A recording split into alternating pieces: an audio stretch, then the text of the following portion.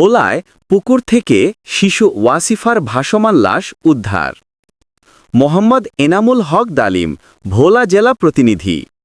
ভোলার ওয়েস্টার্ন পাড়া এলাকায় পুকুর থেকে ওয়াসিফা তালুকদার ৮ বছর নামের এক শিশুর লাশ উদ্ধার করা হয়েছে। শুক্রবার ১৯ সেপ্টেম্বর সকালে স্থানীয়রা রিজার্ভ পুকুরে ভাসমান অবস্থায় লাশ দেখতে পেয়ে মসজিদের মাইকিংয়ের মাধ্যমে বিষয়টি ছড়িয়ে দেন। স্থানীয় সূত্রে জানা যায়, ওয়াসিফা ওই এলাকার বশির চেয়ারম্যানের ৩তলা ভবনের ভাড়াটিয়া ছিলেন। কয়েক বছর আগে তার বাবা মারা যান।